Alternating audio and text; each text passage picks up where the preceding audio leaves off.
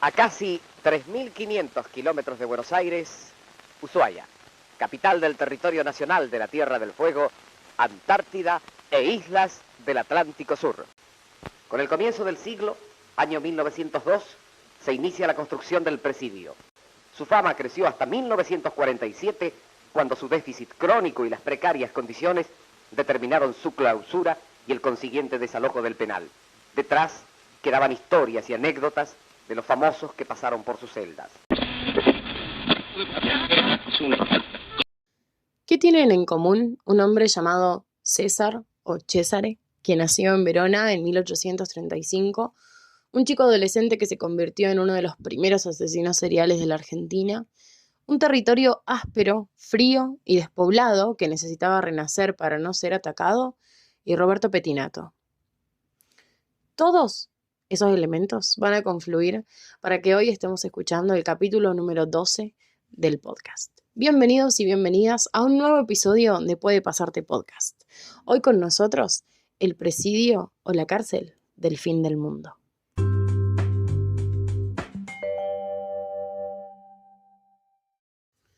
Parte 1. La teoría lombrosiana.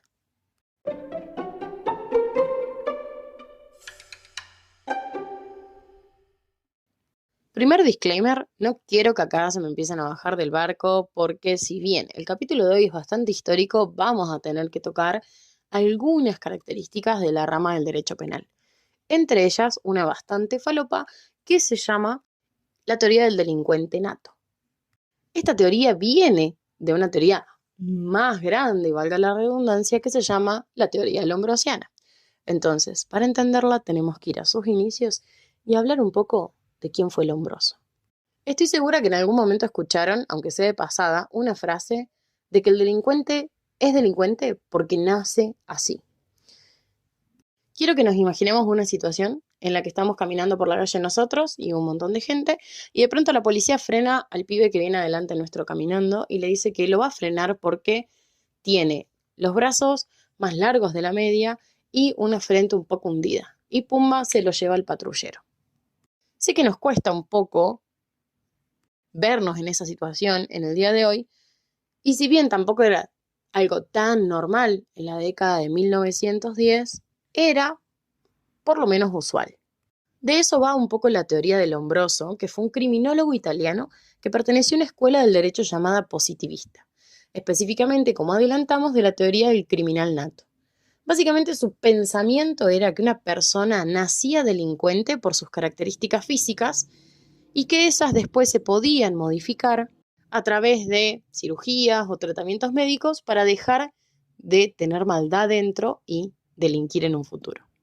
César Lombroso, también dicho en italiano y conocido como el Cesare Lombroso, como todo buen positivista, tenía una clasificación particular acerca de los delincuentes. Son 7 clasificaciones. No las vamos a ver a todas porque no son relevantes las 7 para el capítulo de hoy, pero sí la primera, que es ¿qué es el criminal nato? Lombroso entendía que un criminal nato es una persona con ciertas características físicas o, como él decía, morfológicas, que si una persona tenía, era considerada un delincuente. ¿Por qué? Porque entendía que no estaba lo suficientemente evolucionado humanamente. ¿Cuáles eran estas características? Básicamente, 1, un cráneo más pequeño de lo usual, 2, la frente hundida, 3, una nariz fina y larga, 4, orejas sobresalidas del cráneo y algunas otras características humorales o de la forma de ser como insensibilidad moral, impulsividad, pasión, etcétera, etcétera. Después tenemos otra de las clasificaciones, al delincuente loco moral, que es una persona que para Lombroso era un reincidente férreo y acérrimo de las cárceles en cortas estadías, porque lo que él tenía era un problema con los delitos sexuales, por ejemplo, o el delincuente epiléptico. Esto es bastante particular porque Lombroso entendía que el delincuente epiléptico era esta persona que era muy tranquila en su vida diaria y que de pronto, frente a un hecho que algo generaba o se peleaba con alguien, respondía de una manera tan violenta que podía hasta llegar a matar a esa persona y que después no se acordaba mucho lo que había pasado. Otra de las características de la clasificación del Lombroso es que aparta a los locos y los deja a un lado, estableciendo que a los sujetos que no estaban en sus cabales mentales, como se decía en esa época, no podían ser plausibles de una pena, porque no tenían una suerte de diligencia o de intención en hacer en cometer esos delitos que estaban haciendo. Entonces, básicamente, para el Lombroso, naces con la maldad, con esa suerte de delincuencia física. Pero es como algo bastante darwiniano en realidad, porque te estaba diciendo Lombroso que el ser humano menos evolucionado es el que termina generando algún tipo de acción de delincuencia. Pero quiero que hagamos un paréntesis y me parece muy necesario que nos pongamos a razonar 5 sobre del tema que estamos hablando. Porque al fin y al cabo estamos charlando de un tipo que dijo, sí, ese chico que está por ahí, que tiene orejas grandes, la nariz fina y puntiaguda y la cabeza más chica de lo normal, hay que encerrarlo porque potencialmente cuando sea adolescente es un asesino serial. Puede ser cambiado a través de un tratamiento médico o una cirugía, pero es potencialmente un asesino serial o un delincuente. Imaginemos, por favor, la cantidad de gente detenida durante la aplicación de la teoría del Lombroso, porque claramente no es la mejor teoría del mundo penal. De por sí era peligrosa, pero además tenemos que sumarle un factor muy interesante, y es algo que no conoce de épocas, que no conoce de años, y es que estaba bastante de moda. Era trending para la época esta idea de la teoría lombrosiana porque es una de las primeras teorías penales que separa las acciones humanas del destino divino, o sea, de la religión, de cualquier religión. Porque recordemos que estamos en pleno siglo XVIII, que por muchísimo tiempo se creyó que quienes actuaban mal o cometían algún delito era porque se habían apartado del camino de Dios o el mismo Dios quería que realice estas acciones de delincuencia. Entonces, empezar a pensar en que el acto delictivo del ser humano tiene que ver con una parte física o una parte mental del propio ser humano, era algo súper innovador. Separaba a la persona de la creencia de la persona. Entonces, quien era el protagonista de esta situación era el propio autor de sus acciones y no una energía del más allá. El tema es que Lombroso fue tan innovador en su área, que era la criminología, que es el estudio que versa sobre el crimen, que su pensamiento se mantuvo básicamente y más o menos por toda una década. Empezó a tener discípulos y seguidores, y digo todo esto en masculino no por una generalidad, sino porque su espacio y su teoría no admitía mujeres. Empecemos con que César consideraba a las mujeres como seres de incapacidad mental, o sea que no podían pensar o razonar como los hombres y por eso no podían ser posibles criminales. Porque claro, no podían hacer lo que hacía un hombre. Ponele. Bueno, dejando el machismo contextual de la época de lado, la cosa es que su pensamiento llega al último país del mapa. Un lugar que se estaba intentando hacer un espacio en el mundo que ya de por sí estaba bastante revolucionado. Y que encima teníamos que sumar que recién empezaba a dar sus pasitos de independiente. Una Argentina del centenario. O sea que nos ubicamos más o menos en una Argentina en el año de 1910. Hipólito Yrigoyen era nuestro presidente y acá es donde empieza ese realismo mágico latinoamericano a crear coincidencias súper random y súper falopa. ¿Por qué? Casi como si Lombroso lo hubiese pensado y escrito, es que en Argentina su teoría tenía 2 patas y caminaba por las calles de Buenos Aires. Entre un antiguo Almagro y Parque Patricios estaba merodeando un chico de unos 15 años. Era una zona de conventillos, así que nadie se percataba de la cantidad de personas que deambulaban por esa calle, pero ese pibe era bastante particular. Algunos historiadores e historiadoras dicen que caminaba buscando víctimas. Otros y otras pensaban que lo hacía para evadir su casa porque ahí era víctima de un padre alcohólico y cuyas únicas comunicaciones con él era a través de golpes heavies y muy fuertes. Así que sí, la viva imagen de la teoría del Lombroso, para muchos y muchas, era el petiso orejudo. En realidad se llamaba Cayetano Santos Godino y tenía solamente 15 años, y con esos 15 años era el primer asesino serial de la historia argentina. No vamos a adentrarnos en todos sus casos, porque real y literalmente es para un capítulo aparte, pero sí vamos a chusmear algunos y dejar entrever detalles para que veamos con quién estamos tratando el día de hoy. Cayetano cometió un total casi de 11 hechos ilícitos en los que fueron afectadas personas. Casi todos fueron homicidios y lesiones graves. Las víctimas, todas menores de edad. La más pequeña tenía 18 meses y la más grande 13 años. Él realizó desde estrangulamientos hasta prender fuego al vestido de una nena, entrar por la ventana a robar un bebé o clavarle clavos en la cabeza a los más chiquitos.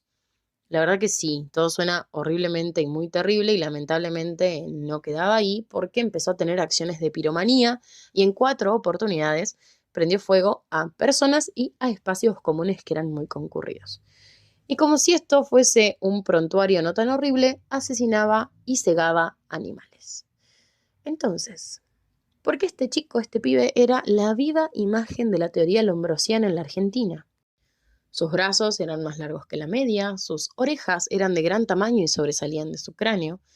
Valga la redundancia, su cráneo era pequeño, tenía muy poca actividad comunicativa, no sabía leer, no sabía escribir y solo respondía con monosílabos. Así que, para la época donde el lombroso estaba muy de moda, más o menos 1913, hizo que en la Argentina se empiece a tener en cuenta esta idea de que el criminal nace criminal y tiene características criminales. El problema era dónde podían encerrar a un ser tan despreciable. Era 1914 y tenemos que volver a ponernos en un contexto histórico porque a veces nos vamos de él. Un menor de edad que cometía hechos atroces. Obviamente la policía no lo iba a dejar libre, pero tampoco lo podía encarcelar y los vecinos no querían que anduviera cerca. Y las cárceles de la época, así como ahora, estaban hiper superpobladas de personas que hacían delitos menores. Recordemos que estamos en un Buenos Aires repleto de inmigrantes, cada uno con sus reglas, con su historia, así que los robos de comida, amenazas con cuchillos o robos de objetos estaban a la orden del día en todas las calles porteñas. Y así es como llegamos a la parte 2 del capítulo, la ciudad del fin del mundo.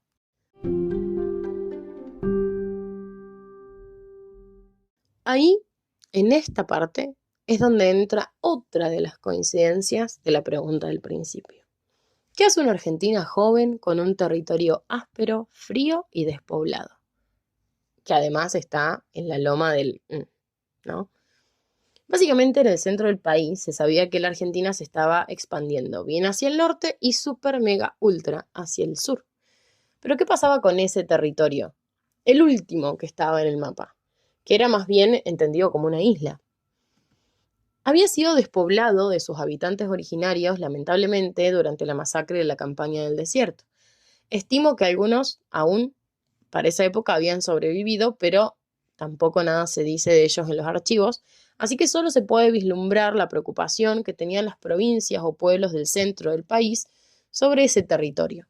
Había muchas preguntas sobre el espacio geográfico, pero tenían completamente una afirmación entre ellos que no dejaban de repetir y era que no querían perder ese lugar. La realidad es que la hoy Tierra del Fuego, específicamente Ushuaia, estaba al centro de muchísimas amenazas, específicamente de Chile, porque quería quedarse con ese territorio, y también de cualquier otro país que quiera levantar su bandera ahí, porque argentinos criollos no había tantos en ese espacio como para enfrentar a quienes se interpongan como conquistadores del lugar.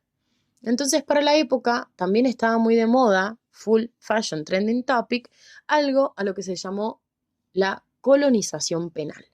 Los países más ricos de ese momento tenían sus cárceles o establecimientos de reclusión lejos de sus centros citadinos, si podían, inclusive fuera de su territorio continental. O sea, usaban alguna de esas islas que habían conquistado hace un par de añitos y ponían ahí a los presos. O sea, básicamente, un argentino promedio que tenía capacidad de decisión en 1915 o por ahí decía, bueno, Si Inglaterra tiene a Australia como un espacio de reclusión que está en la loma del orto, ¿por qué nosotros no podemos poner en Ushuaia una cárcel? Ahí tenemos todas las respuestas a nuestra pregunta, ¿no? Porque es un espacio que de por sí para los presos va a ser temeroso, impenetrable, no se van a poder escapar, hace mucho frío, hay humedad, hay una desconexión total, no tienen ningún tipo de comodidad como electricidad y agua corriente. Y además generaríamos una población carcelaria, pero una población al fin. Y así, tomando de ejemplo sociedades que nada tienen que ver con la Argentina desde el día uno, porque este país siempre está viendo al continente de enfrente, nace el llamado experimento del presidio en Ushuaia. Una idea que también polulaba bastante en esa época era que los delincuentes que eran reincidentes de delitos menores, como los que hemos nombrado antes, como robos de comida o personas que no dejaban de ir a los prostíbulos o cabarets, básicamente lo que había que hacer era alejarlos de todas esas tentaciones hacia la delincuencia, alejarlos de esos lugares, ¿no? De los billares, de los cabarets, etcétera, de las casas de apuestas. ¿Qué más lejos que el fin del mundo?, pensaron algunos de los sujetos que decidían en la Argentina en ese momento, y nace al fin con una idea formada este proyecto de poblar Ushuaia, como una ciudad carcelera, como recién dije, en la que se vive por y para el presidio. Quienes van a vivir ahí lo hacen para trabajar en la cárcel. Los negocios que se abren son para las familias de los guardias y de los administrativos, así como las escuelas que son para los hijos, y casi todo lo que creaba la cárcel al principio era para la población. Por ejemplo, producían el pan que le vendían a los pobladores, los muebles o las maderas, porque era muy difícil que lleguen buques con provisiones, así que básicamente se había formado como una economía circular. Todo se terminaba gestando ahí, en ese moderno panóptico de 5 alas, donde en cada una de esas se alojaban a los presos argentinos. Pero este plan inicial empieza a tener deficiencias muy rápido. Y la primera que ocurre es que los reincidentes que cumplían estas cadenas cortas, justamente cumplían eso, cadenas muy chiquitas en tiempo. Entonces, si un tipo que apostaba ilegalmente en Salta era condenado a un par de meses en Ushuaia, ya el viaje hasta allá significaba cumplir capaz la mitad de la condena. O en algunos casos, solamente el viaje era la condena misma y después se tenía que volver. Apenas llegaba a Ushuaia, ni se tomaba el buque, se volvía a Salta. Ahí fue cuando tuvieron que transformar esta cárcel de reincidentes de delitos menores en un presidio. En la época se le llamaba presidio a un espacio donde iban los condenados a sentencias más largas, y el objetivo que tenía es como el de la cárcel de hoy, que es básicamente generar la reinserción social de los delincuentes. Empezó entonces el lugar a ser un albergue de aquello no tan bueno que la sociedad argentina gestaba, o como decían muchos en la época, lo peor de la Argentina. Parte 3. El experimento y los pobladores.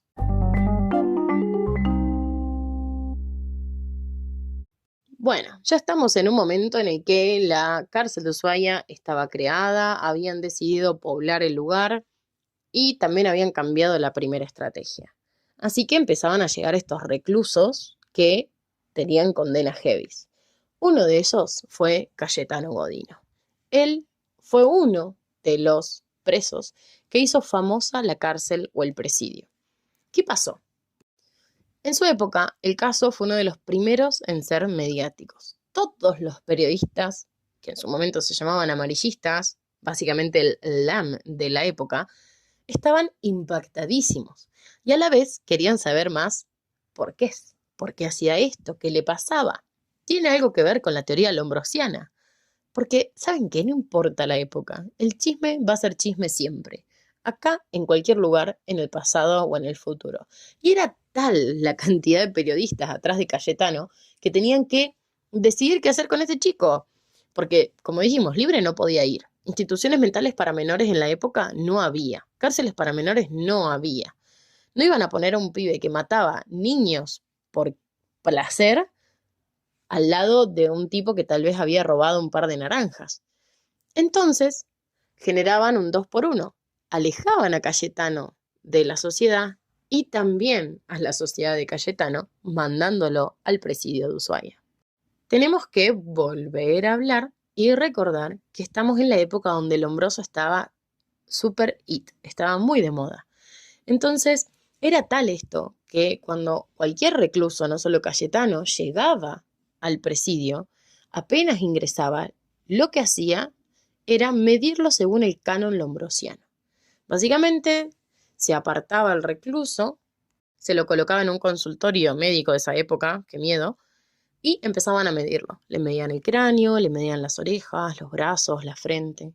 Imagínense la cara del médico que estaba en la sección de antropométrica de la cárcel de Ushuaia cuando llegó Cayetano y se le sentó en la camilla. Tenía el petiso orejudo enfrente. O sea, tenía a la teoría lombrosiana enfrente de sí. Entonces, ¿qué hizo ese médico? Se puso a medir la maldad que tenía Cayetano. Ese era el trabajo de la sección de antropometría médica del presidio. Al petiso orejudo le realizaron una cirugía bastante heavy. Le cortaron las orejas y se las pegaron más cerca de la cabeza. Como se creía en esa época, si la maldad estaba en el cuerpo y se modificaba esa característica física, pues entonces la persona dejaba de tener maldad. Pero bueno, eso sabemos que no es así hoy en día, 2024, pero era lo que hacían en la época. También lo hicieron con otros presos bastante famosos, como lo fue Mateo Banks y Radovítsky. Solamente para chismosear un poco, estos dos presos fueron ultra famosos porque Mateo Banks fue el segundo asesino serial de Argentina en la época y Radovítsky podríamos decir que fue uno de los primeros presos políticos que tuvo el penal de Ushuaia. ¿Quién era Mateo Banks, también llamado el mistístico? Bueno, ¿qué pasó? Este tipo, Mateo Banks, no nos vamos a imaginar que es delincuente. O por lo menos no con la teoría lombrosiana, ¿no? Acá el Lombroso no tiene nada que ver y la choteó completamente. Porque Mateo Banks era un tipo de mucha, mucha plata. Era un terrateniente de la época, miembro del Jockey Club y todo, pero también fue el primer multihomicida de la Argentina. El tipo venía de una familia irlandesa, nació en Buenos Aires, fue la primera generación de su familia en nacer en Buenos Aires en 1872, el 18 de noviembre. Su familia era pequeña, eran 4 hermanos, que para la época era pequeña, y tenían 2 estancias. Tenían la estancia del Trébol y la estancia La Buena Suerte. Las dos estaban en un pueblo llamado París, en la localidad de Azul, en Buenos Aires. ¿Qué pasó? Dicen que este tipo, que Mateo Banks, si bien tenía mucha plata, también se había dedicado mucho al juego y a las apuestas de esa época, entonces se había quedado sin. Su familia se había dado cuenta, entonces le empezó a dejar de dar dinero y él un poquito se volvió loco e ideó un multihomicidio en el cual iba a matar a todos los miembros de su familia y a 2 cuidadores de la estancia, iba a ir a la policía, les iba a decir que los cuidadores de estancia habían matado a su familia y así él podía heredar todo. ¿Qué podía salir mal en este maravilloso plan maestro? Bueno, el primero es que matar a 8 personas no es nada fácil. Él le quitó la vida a su cuñada, sus 2 sobrinas, 2 peones y sus 3 hermanos. Se declaró inocente todo el tiempo. Fue entrevistado muchísimas veces después del juicio que lo encontraron culpable y él seguía diciendo que no había sido y que solo lo podía condenar Dios. La cuestión es que lo condenaron como culpable, así que les presento el primer multihomicida de la Argentina, Mateo Banks. Pero bueno, él siempre dijo que no había sido culpable de ese delito. Quedará en él. Les tiro un dato también interesante y es que fue uno de los pocos que sobrevivió al penal una vez que cierra y que terminó muriéndose cuando se resbaló en un baño y se dio la nuca contra una bañera. Y después tenemos a Radovítsky, que fue uno de los primeros anarquistas en ir preso como anarquista, pero no por serlo. Radovítsky también fue conocido como el Penado 155. Era un jovencito de origen ruso, como les dije recién, anarquista, y se hizo famoso porque asesinó al comisario Falcón, que en ese momento era el jefe de policía de la Argentina, y también a su secretario, porque lo que hizo Radovítsky fue agarrar una bomba y tirarla al auto donde venía Falcón y su secretario. Entonces lo castigaron con una penitencia de tiempo indeterminado con reclusión perpetua a celda, a pan y agua por cada aniversario de la muerte de Falcón. O sea, en castellano, y no es fácil leer una sentencia de 1900, básicamente es que Radovítsky, además de ir preso toda su vida, cada vez que se cumplió un aniversario de la muerte de Falcón, lo aislaban 20 días y le hacían comer pan y agua y lo dejaban en un lugar en el que no entraba nada de sol. Imagínense eso en Ushuaia con el frío que hacía, la debilidad mental que termina generando, ¿no? ¿Por qué Radovítsky va a esta cárcel siendo menor de edad? Ya tenemos 2 menores de edad, ¿no? El Petiso Orejudo y Radovítsky, porque en realidad este iba a tener la condena de pena de ejecución, lo iban a matar en el paredón. Pero ¿qué pasa?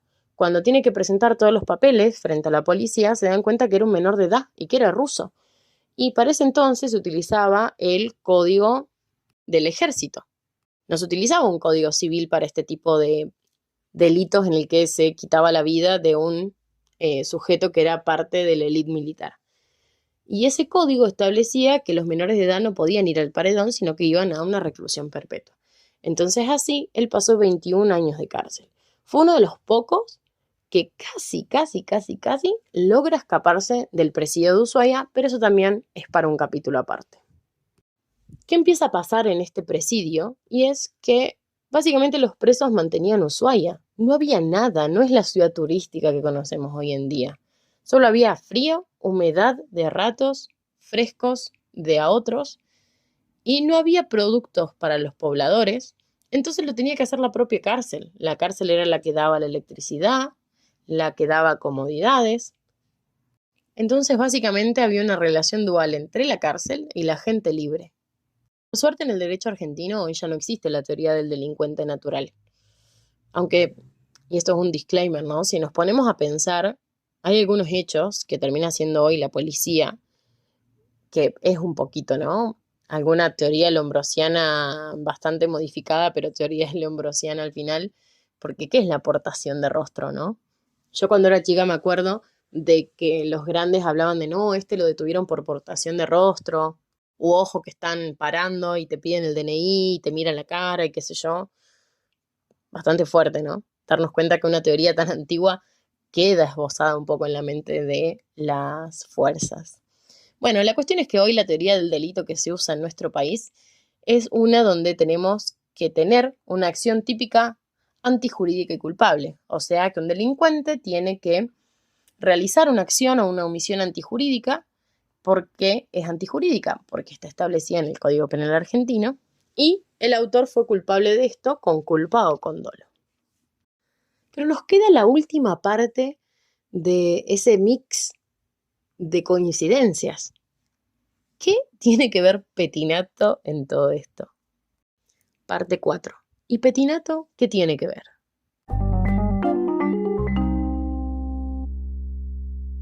Sí, estamos hablando de Roberto Petinato, pero no el ex integrante de Sumo ni el papá de Homero Petinato, sino el abuelo de este último. Roberto Petinato fue uno de los directores de la cárcel de Ushuaia, crean o no, y uno de los últimos, por no decir el que cerró la institución penal. Él se hizo cargo del presidio luego de uno de los escándalos más grandes que tuvo este a su alrededor, y que fue que un director se divertía torturando presos. Sí, así se conoció al periodo en el que Adolfo Cernadas era el director del presidio. Se divertía torturando presos, entonces nadie se quería hacer cargo de esa papa caliente, y ahí es cuando ingresa Roberto Petinato. ¿Vieron? Al final sí tenían que ver estas cosas entre sí. En este entramado de historias paralelas, que parece que no pegan, se abre un capítulo en el que el padre de Roberto Petinato hijo es quien viene a devolverle la dignidad humana a los reclusos del olvidado penal de Ushuaia. Ya estamos entrando en una nueva década. Están llegando los años 40 con todo su esplendor de las bombas de la Segunda Guerra Mundial, Pero bueno, estábamos en Argentina, ¿no? Geográficamente bastante lejos de todo eso, entonces para este país sí significaba un comienzo nuevo esta década que estaba ingresando, porque era una nueva política que estábamos viviendo, una que generaba una patria que crecía de adentro hacia afuera, y no al revés, como lo estaba haciendo antes. Fue entonces cuando Roberto Petinato, quien había llegado al cargo máximo que se podía tener en ese momento en el Servicio Penitenciario Federal, es que lo mandan a hacer uno de los trabajos más complejos, hacerse cargo del presidio fueguino. Bueno, igual en ese momento no era Tierra del Fuego aún el Ushuaia, pero se entiende. Ya se sabía en Buenos Aires que nada pintaba muy bien allá. Era una cárcel que se había quedado en el tiempo, ya no era tan habitual que los presos peligrosos estén ahí, sino más bien eran llevados los políticos. Había una mezcla terrible de gente. Eso sí, el clima sí era el mismo de 1910. No dejaba de haber tormentas de nieve, humedad por momentos, frío seco en otros. Y si bien la ciudad ya estaba más poblada, no dejaba de ser un asentamiento de prisión, no era una ciudad turística para nada. Pero ¿qué pasaba? ¿Por qué mandaban a Petinato ahí? Bueno, este tipo, Roberto Petinato padre, era parte de una nueva corriente de penitenciarios que eran llamados los humanistas. Estos creían que las cárceles no existían para torturar a los presos, sino que su objetivo era la reinserción social, su educación, su mejoría como persona. La llegada de Roberto fue la primera vez en que la cárcel del fin del mundo tenía un director preparado profesionalmente para eso, para dirigirla. Antes habían sido militares retirados o inclusive varias veces el gobernador de Ushuaia se hizo cargo. O sea, un desastre, no hay muchas palabras para esto. La estructura del edificio estaba que se caía, o sea que había que hacerla de nuevo.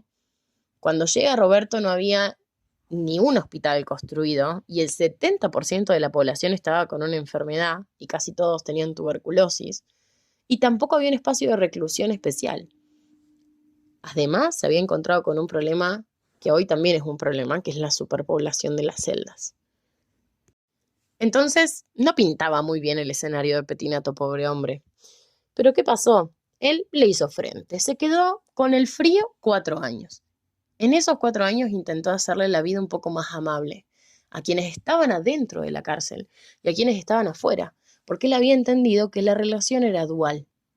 Entonces su actuación fue tan destacada que en el primer Congreso de las Naciones Unidas de Prevención del Delito y del Tratamiento de la Delincuencia, que se celebró en Ginebra, en Suiza, el 22 de agosto en 1955, que terminan aprobando las reglas mínimas para el tratamiento de los recursos, para el tratamiento de los reclusos, Petinato fue partícipe y le dieron una mención. O sea, ultra mega importante. ¿Por qué este tipo terminó siendo ultra mega importante? La realidad es que le comenzó a dar otro tipo de vida al lugar, al espacio. Los presos empezaron a hacer deportes, iban a misa, habían conformado una banda. Se dice que el petiso orejudo tocaba el bombo en la banda. Petinato entendía que el castigo eran sus propias acciones, que la reclusión no significaba una tortura troche y moche como le dé lugar. Entonces, también empezó a mejorar la parte interna de los reclusos. Generar una mejor ingesta de la comida, porque básicamente antes estaban muertos en vida, ¿no? Habían sido abandonados en el confín del universo para que se mueran en el olvido, y de pronto llegó alguien que empezó a entender que los presos, cuando salían, no se podían reincidir en la sociedad. Casi todos no tenían conocimientos. Entonces se creó una escuela, pero ni siquiera era un secundario, era un lugar para aprender a leer y escribir. Después se podían aprender oficios básicos, como la zapatería, la sastrería, la panadería, la carpintería. Creo que acá se pueden ver algunos destellos de eso que hablamos en el capítulo 3 de Desmitificaciones del Derecho, ¿no? Esa pregunta de si las cárceles son para que los presos se pudran ahí adentro o para qué sirven. Bueno, igual no voy a entrar en esa, voy a decir que le peguen una escuchadita, porque si no esto va a ser re largo y se me van a bajar todos del barco. Pero bueno, volviendo al tema, ¿no? La vida de los presos y de los pobladores empezó a mejorar y con ello también, ¿no es cierto?, el contexto mundial, nos estábamos yendo de la Segunda Guerra Mundial y al fin llegó el momento en el que le quitaron a estos presos los trajes a rayas que eran amarillas y negras azuladas, y los grilletes de los tobillos con los que viajaban hasta ahí. Ese fue el final tácito del presidio de Ushuaia en 1944, que se terminó de cerrar en 1947. Uno de los pocos presos que salió con vida fue Mateo Banks, como les conté antes, y el último preso que sobrevivió hasta hace un par de años fue Santiago Vaca. Él era un chico salteño que fue condenado a 5 años de prisión por haberle disparado con un balazo a un cabo del ejército, pero que bueno, como no lo mató, no fue perpetuo ni nada, y él estaba muy contento por eso. Pero en el 2004 él volvió a la cárcel para recorrerla por última vez, y en esa oportunidad dijo que cada noche todavía se acordaba del ruido de los grilletes, de sus tobillos y de los metales de las cerraduras. También del crudo invierno del fin del mundo.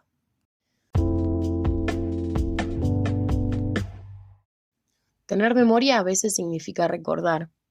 Recordar de dónde venimos, a dónde vamos, también las raíces del pueblo, de sus ideas, de sus intenciones, de aquellas maldades que lo hicieron nacer y que vivieron en él, y de sus bondades. Mantener viva la memoria como pueblo, como argentinos, como ver y recordar nuestro fin del mundo, hace que lo sintamos más cerquita y que nunca se muera. Como vimos, el derecho penal cambió mucho, también el derecho penitenciario. Pero también chusmeamos que hoy en día quedó en la memoria de algunos oficiales algunas teorías antiguas lombrosianas que se siguen aplicando, como verte la cara y detenerte. Esto fue todo. Este fue el capítulo 12, la última cárcel del fin del mundo. Espero que lo hayan disfrutado. Mi nombre es Mila y les espero en el próximo capítulo. Pueden escucharnos en Spotify o en YouTube y nos ayudan muchísimo siguiéndonos en Instagram en @puedepasartepodcast, suscribiéndose, activando la campanita y todas esas cosas que son hiper importantes para los algoritmos de las redes.